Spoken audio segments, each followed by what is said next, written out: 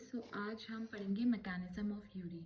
Mechanism of urine 3 parts में होती है, that is ultra filtration, tubular reabsorption, tubular secretion. Ultra filtration में we have a Bowman's capsule and Bowman's capsule plus glomerulus को साथ में Malpighian body कहते हैं। अगर हम देखें कि हमारी जो ये एफरेंट है ये ईफरेंट है, that efferent and afferent is made up of endothelium. इनकी बीच की लेयर दैट इज बेसमेंट जो नॉन सेल्यूलर है, और हमारे बोमन कैप्सूल में सेल्स होते हैं which is known as podocytes. ठीक है, ये फिल्टरेट होके नीचे आएंगे। इस पूरे सेक्शन में only the plasma will filtrate but not the protein will filtrate.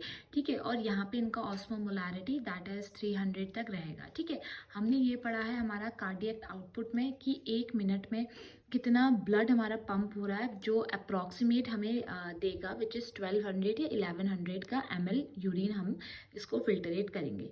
और ब्लड यहाँ पे जो भी फिल्टरेट हो रहा है इज बाय द प्रेशर। ठीक है, और जब हमारा ब्लड जो है द अमाउंट ऑफ फिल्टरेट जो फॉर्म हो रहा है यूनिट टाइम पे, उसको हम ग्लोमेरुलस फिल्टरेट रेट कहते हैं। ग्लोमेरुलस फिल्टरेट 125 ml पर मिनट होता है या फिर 180 लीटर पर डे। उसके बाद सेकंड स्टेप होगा हमारा रीअब्जॉर्प्शन का। रीअब्जॉर्प्शन में 99% जो फिल्टरेट है वो रीअब्जॉर्ब्ड होंगे, यानी जो दोबारा से एब्जॉर्ब हो गए उनका रीअब्जॉर्प्शन टेक प्लेस होगा। हमें पता है हमारा पीसीटी जो है वो कॉलमनर ब्रश बॉर्डर एपिथेलियम से बना है। यहाँ पे मैक्सिमम रीअब्जॉर्प्शन होगा, 70 to 80% जो है इलेक्ट्रोलाइट यहाँ पे एंड वाटर रीअब्जॉर्ब्ड होंगे, और ये पूरा एक्टिव रीअब्जॉर्प्शन टेक प्लेस होगा।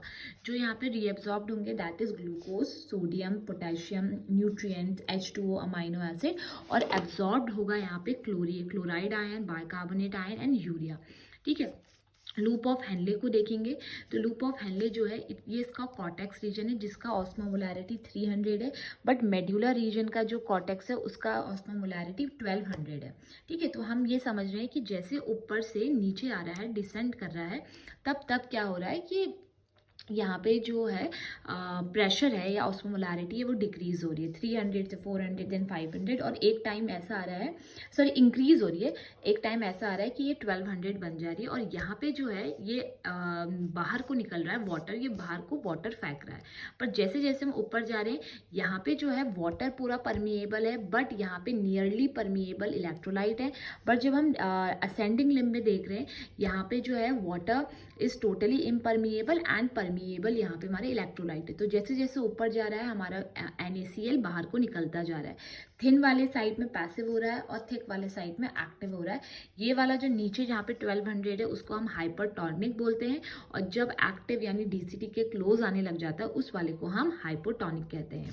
ठीक है, देन उसके बाद हम DCT देखेंगे। DCT में 2 हमारे हार्मोन्स प्रेजेंट हैं। एक है हमारा EDH जिसका नाम है एंटी डायूरेटिक हार्मोन, जिसको वैसोप्रेसिन भी कहते हैं, और दूसरा हार्मोन है aldosterone which is also known as mineral corticoid.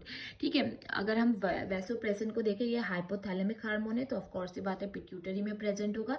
यहाँ पे वाटर रीअब्जॉर्ब्ड होगा जो प्रिवेंट करेगा डायूरेसिस। अगर हम देखें व्हाट इज डायूरेसिस, तो उसका मतलब है loss of water in the form of urine. ज़्यादा भी सीक्रेट नहीं होना चाहिए, that can create a problem also.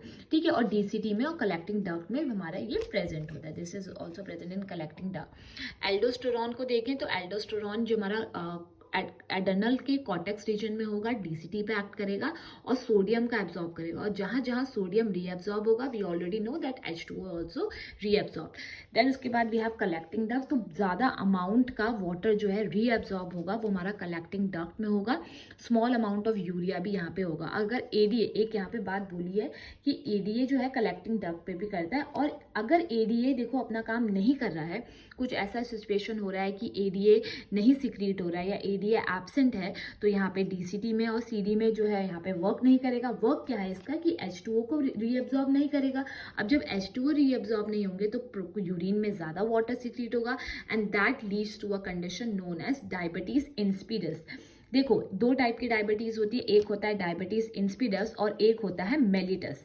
ठीक है, जब इंसिपिडस की बात आ रही है तो यूरिन में बहुत ज़्यादा वाटर आ रहा है, पर जब मेलिटस की बात हो रही है तो यूरिन में बहुत ज़्यादा ग्लूकोज सिक्रीट हो रहा है।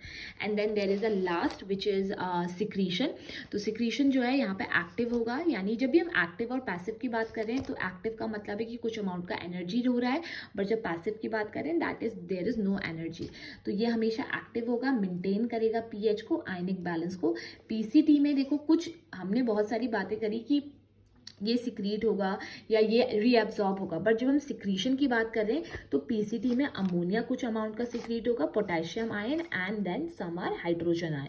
एंड सिमिलरली डीसीटी में भी, बट सीडी में सिर्फ पोटेशियम और H पॉजिटिव आयन करेंगे और कुछ अमाउंट का यूरिया भी यहाँ पे आएगा। So I have to write a urea है, और यूरिया जो है वो सर्कल फॉर्म में जाता रहेगा, क्योंकि हमें यूरिया को जो है पूरा एब्जॉर्ब करके निकालना है, तो ये सर्कल फॉर्म में मूव करता रहेगा। I hope this is clear to you. Thank you and subscribe to my channel.